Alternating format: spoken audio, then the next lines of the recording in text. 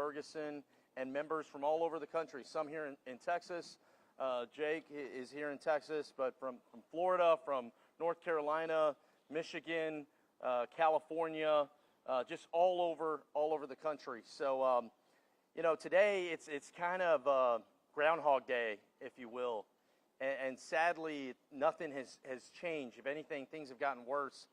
You know, we toured. We did several different things. We started the day by visiting with Border Patrol and touring the new processing center that they have, and it's, you know, a nice AC facility, 153,000 square feet. But the bulk of the agents are in the processing center, and all they want is to be back out in the field. And this processing center isn't free. This processing center costs $18 million to create, and it costing the taxpayers $12.3 million a month. So this problem isn't getting worse. It's supposed to house a maximum of 1,000 people. Today it housed over 1,300, and in other times it's housed over 2,000. So this crisis hadn't got any worse, any better. I tell you what, I've been here over and over and over again. This is my district constantly. We've brought different delegations to Eagle Pass, and the thing I am most concerned with is the terrorist possibility of folks coming over. But a close second is our Border Patrol agents. I mean, these are men and women, these are mothers and fathers, and they are having to, you know, recover dead bodies every single day. Now, what does that do to you when you're fishing children out of the river, when you're, you know, migrants dying very terrible deaths?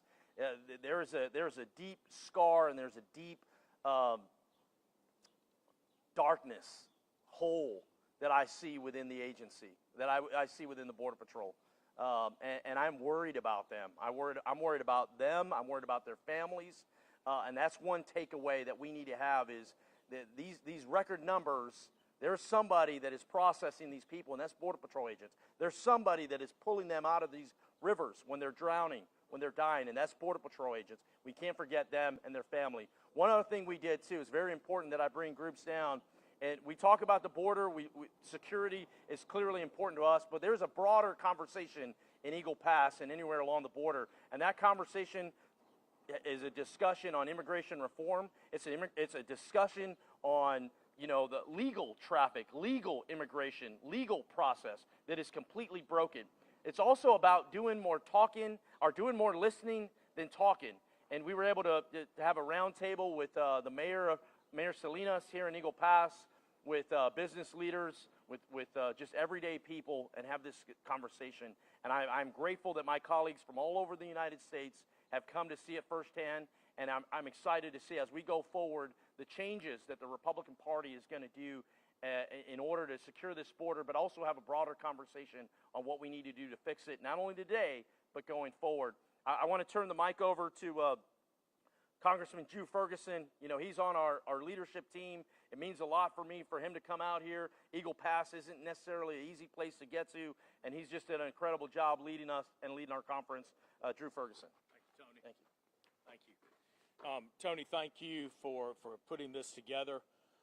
For members of Congress to come from around the country to actually see what's happening on the border, it's important that we do it, but it's also incredibly eye-opening to see what's happening in the detention centers, to see what's happening.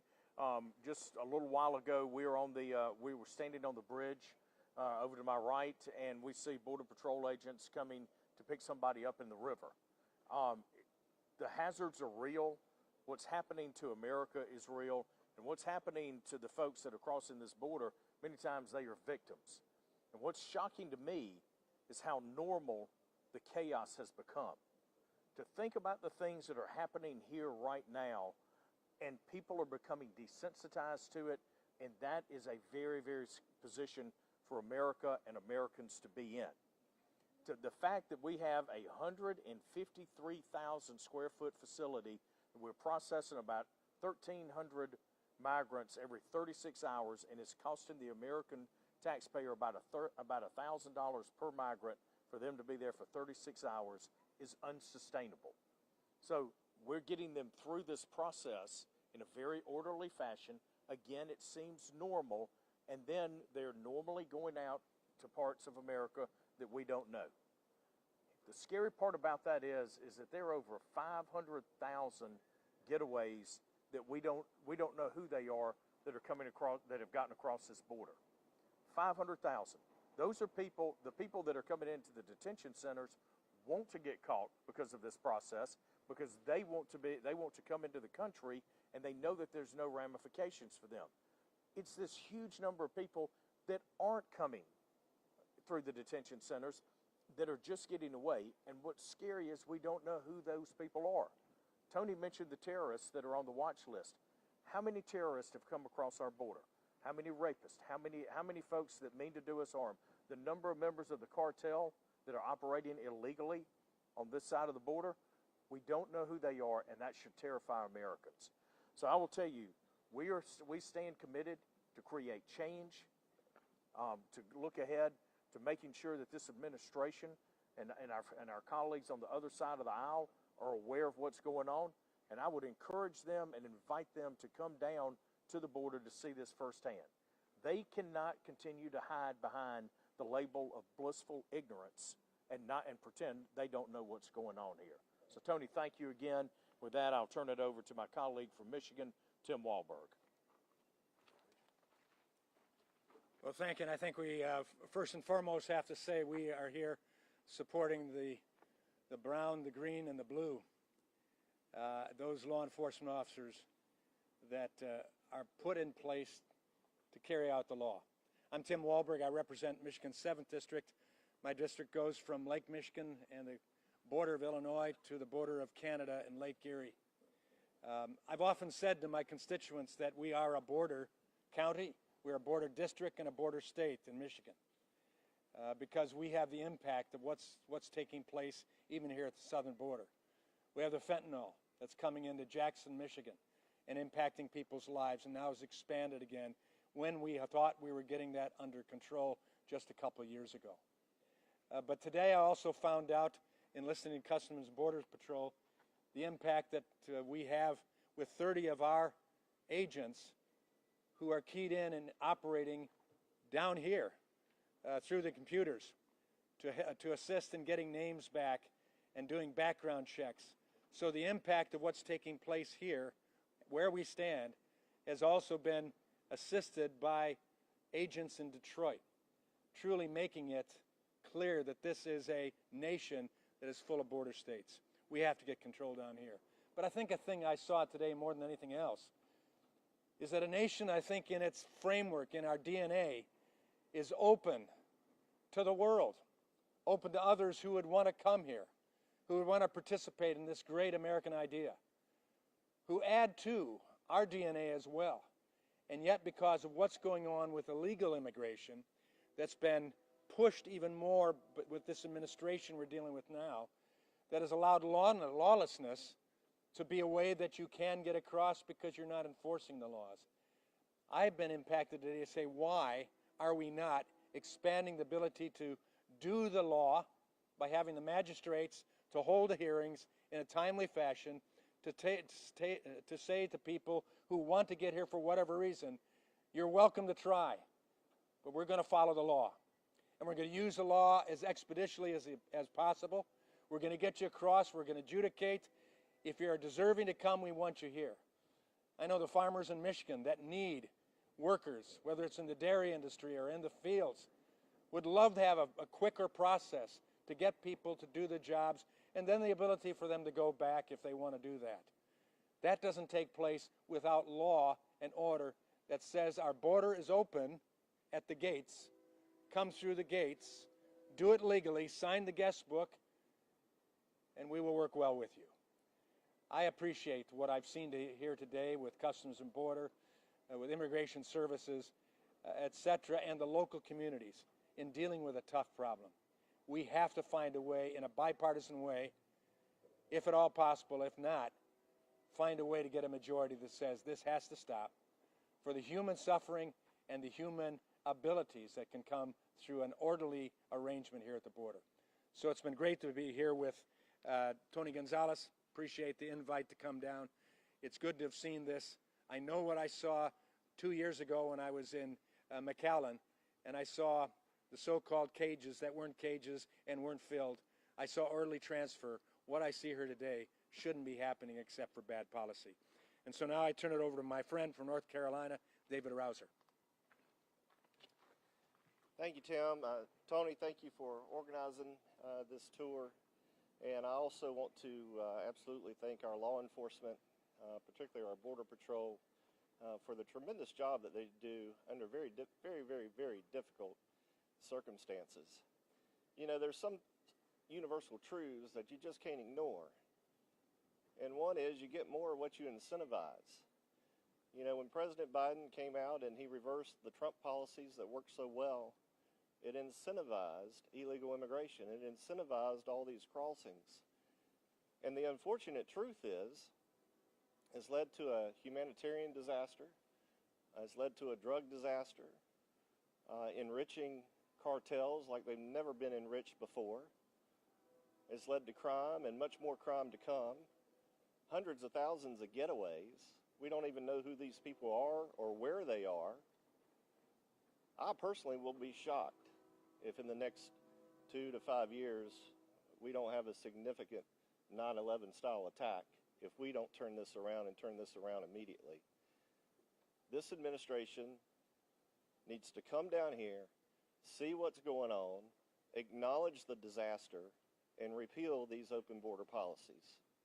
I now will turn it over to my friend Carlos Jimenez from Florida. Thank you, and I'm Carlos Jimenez. I represent Florida's 26th Congressional District at Miami and the Keys. And I want to thank Tony Gonzales for hosting us here today. I want to thank our Chief Deputy Whip, Drew Ferguson, also for being here today, along with my other colleagues.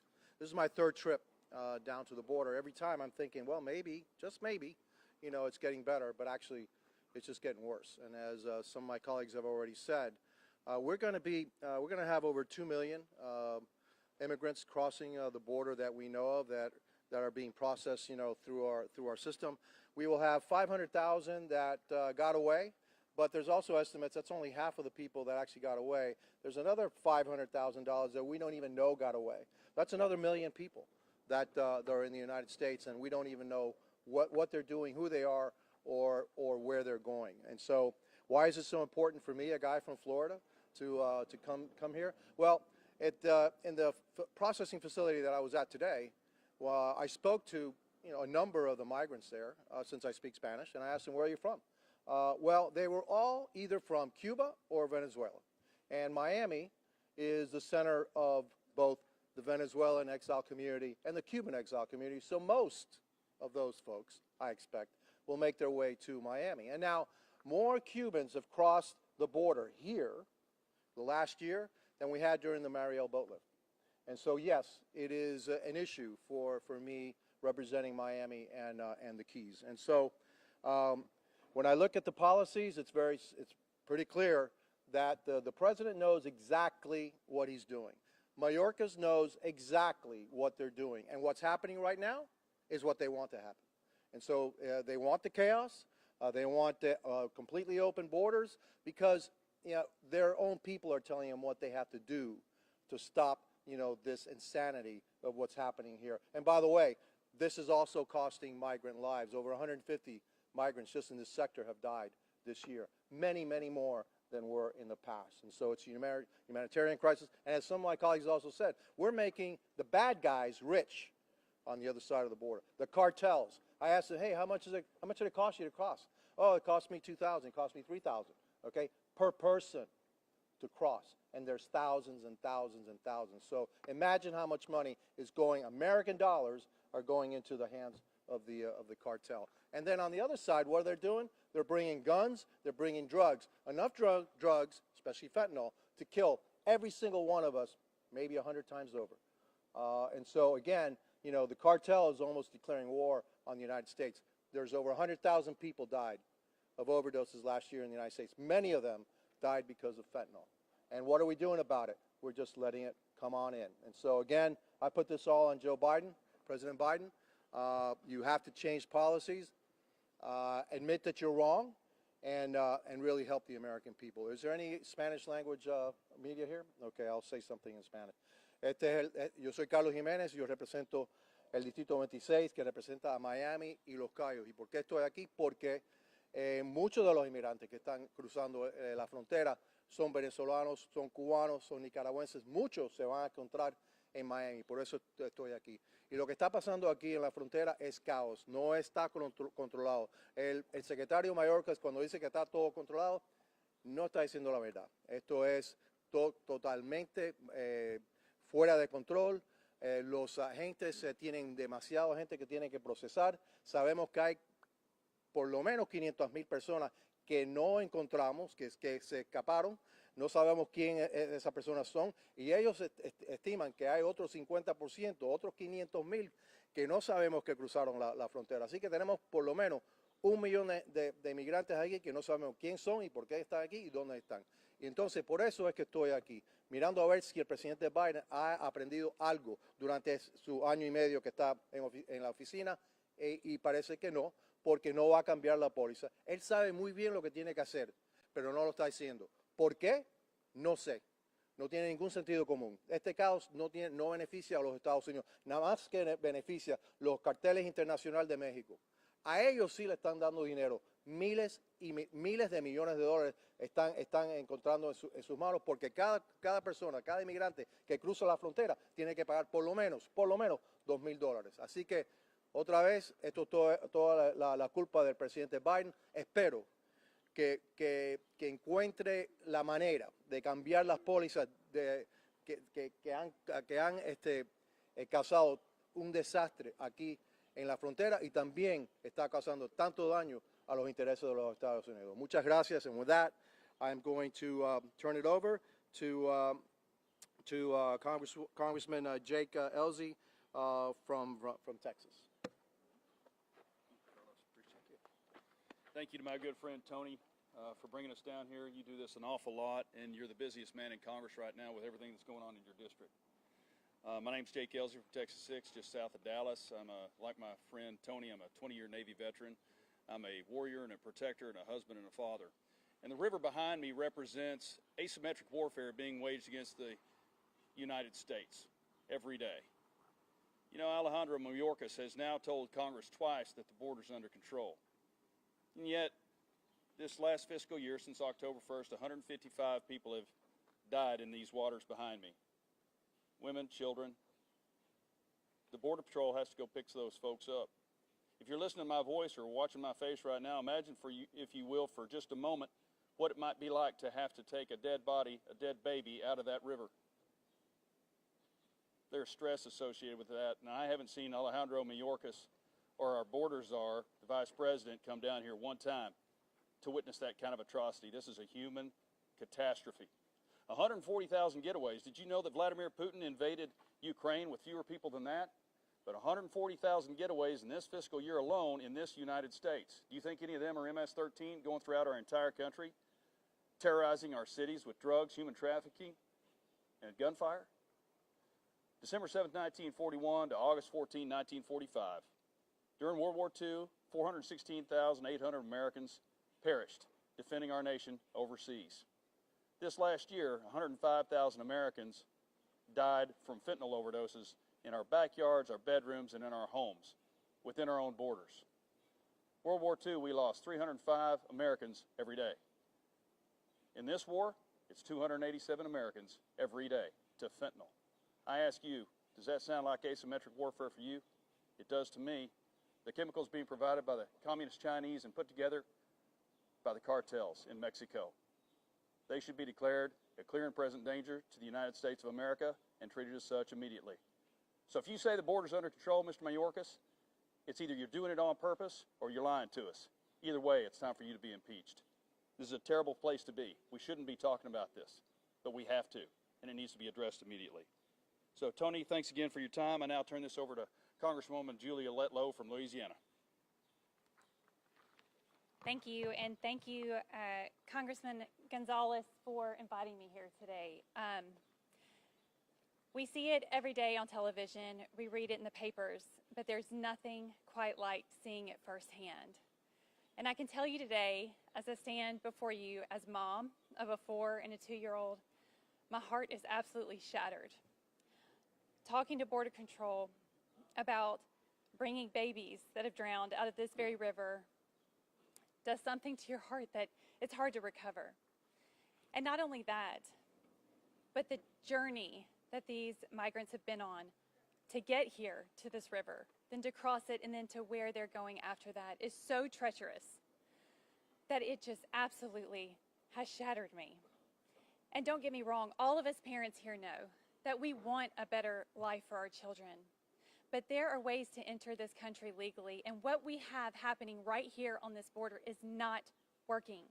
And so I echo my colleagues' sentiments from Texas that their plan is absolutely not working, and it's killing people right here in this river. And I don't understand how you can turn a blind eye to that or put your head in the sand about that. Because I know as a mom, I cannot and will not do that. And I promise you that I'm going back to Washington. I'm going to do everything I can to fight this because, again, seeing it firsthand, I invite people, come down here, see it for yourselves. The pictures do not do it justice. So thank you, and I am going to invite my new colleague, Congresswoman Connie Conway, to the podium. Thank you, Connie. Thank you, and thank you, Tony. Appreciate this very much. You know, being from Central California, I don't have a border, but California has a border. Every situation is different. The opportunity to be here today and see this and experience it and talk to the folks that are directly impacted on both sides of the border, the immigrants themselves, law enforcement that is dealing with this crisis. It's eye-opening. I've seen it on TV. It's one thing to see, which is why I appreciate this opportunity so much to be down here to see it myself rather than just what I see on the news. And, you know, I believe this is the biggest crisis facing our nation because it impacts so many things, as you've heard all the numbers and all the information from my colleagues, how they're impacted. I know in the Central California where I live, it's an agricultural area. Just 2 weeks ago, 2 gentlemen were stopped, well, guys were stopped with 150,000 fentanyl pills, and 18 hours later they're let go, and of course they didn't return for their appointed court date. So border or no border, this impacts every single life, every single person in this country. And for the life of me, I cannot understand this administration. They either think we're stupid when they tell us, no, it's all good, you know, we got it under control.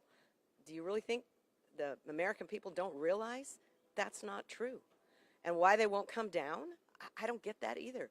You know, I'll pay for the plane flight, not on Air Force One, but come down here, please.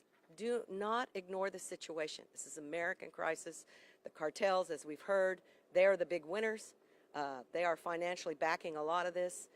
Something has to change.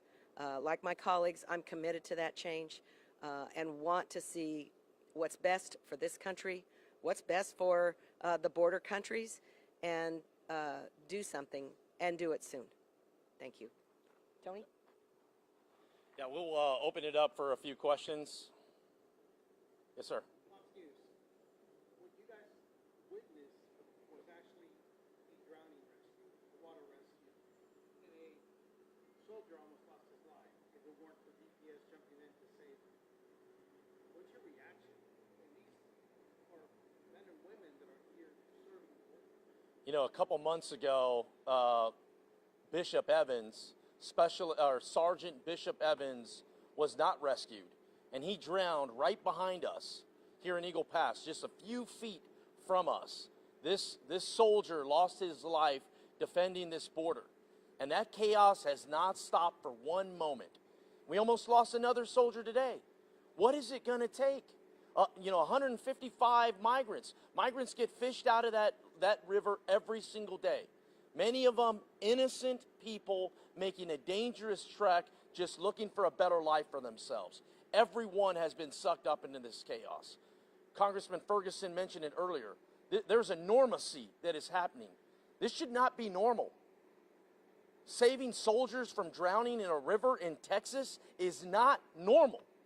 What is it going to take for this administration to wake up and turn around and say your policies are broken? You've got a group of people here that are ready to work with you. Let's find a solution to it. We're not looking politically through it. My people in this district, we need help today. Not just Republicans or Democrats. We need help. What is it going to? How many people are going to die? 53 people in my district. 53 migrants cooked to death in a truck. Imagine being the first responder and you respond to that crisis. You never can get that smell out of your mind. These are the things that my first responders are dealing with every day. Congressman Ferguson, you have any thoughts to say on you know, the fact that a National Guardsman almost drowned? Yeah.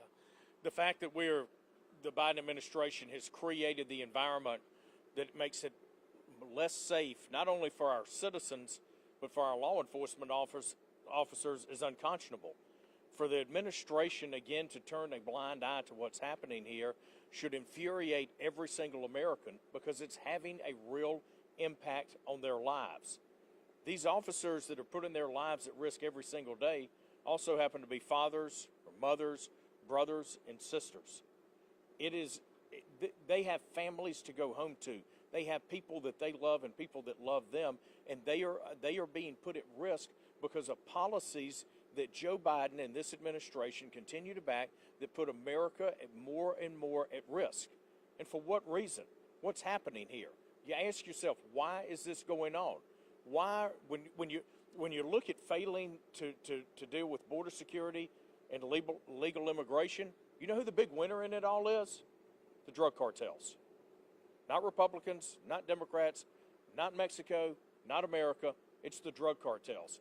And so the question's got to be raised is why is the administration allowing the drug cartels, which are narco-terrorist organizations, to win instead of Americans? It's unconscionable, and we have to put a stop to it.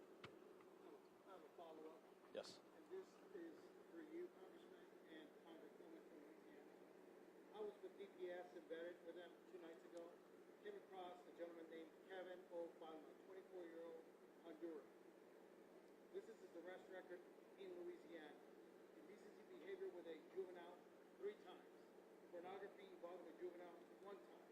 Misdemeanor carnal knowledge of a juvenile times 1. If DPS was working OLS, he would have been a goner. Every single day, there are bad actors that are crossing this river. Every single day. And these bad actors are going to all parts of the country. These are people we do not want, and nobody wants in their neighborhood. Also, every single day, you've got innocent people that are fleeing terrible situations that are crossing that river. And they're mixed together. And because Border Patrol agents are in processing centers and they're not out in the field, we don't know who's who. And that's the most dangerous thing. The number one thing Border Patrol agents ask me is just get me back in the field so I can catch bad people that want to do bad things to innocent folks. And because they're not in the field, they can't do that. And we can't rely sheriffs, police chiefs, DPS agents to fill the gap. What is it going to take? You know, Secretary Mayorkas visited my office 3 weeks ago, and I asked him for many things, but there was one thing in particular that I asked him for. I said, Mr. Secretary, this goes away if you re-implement repatriation flights. What does that mean? There's a brand new processing center here in Eagle Pass. Thousands of people get processed there. You know what it's missing?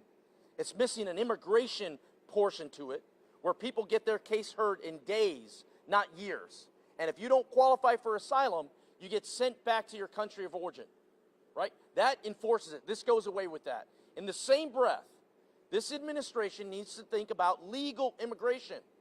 I met with farmers and ranchers 2 days ago, and they're going, Tony, there's thousands of people coming through our sector, but yet I can't find workers to help in the field. These people are going elsewhere because there is no legal immigration process. It is completely broken. This administration has doubled down on illegal immigration, and innocent migrants are getting sucked up into the chaos and drowning, and innocent people, innocent Americans, are having to live with these bad actors that are making it everywhere. Julia? Well, what's absolutely heartbreaking is the migrants trying to cross this river and the babies that are drowning. But what's terrifying as a mom is the 140,000 getaways that we don't know who they are, where they went, could be in my state of Louisiana coming after my children and yours. That is absolutely terrifying. Something has to change. Something has to stop for the safety of my children and for yours. Do we have any other questions?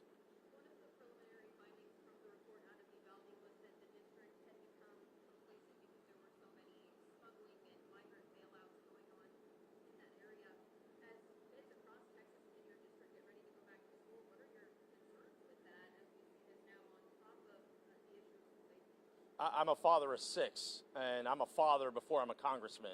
And as a father, I'm concerned about my children going back to school. I'm concerned with school safety. I represent District 23, Texas 23rd District, 119 cities and towns. And I'll tell you, every single one of them is concerned about going back to school. The closer you are to the border, the more you see these bailouts. It used to be once a month, then it was once a week. Now it's 3 times a week, and in some cases it is daily. So what does that happen?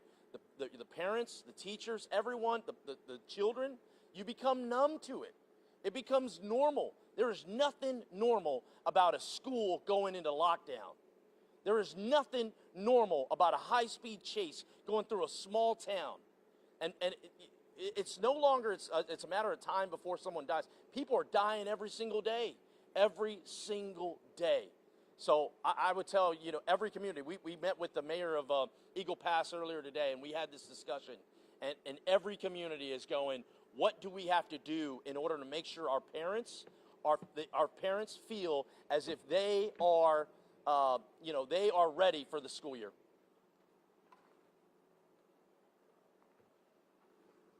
Right, do we have any other questions? One last question, if there's any other questions. Okay, all right, thank you. Thank you, everybody.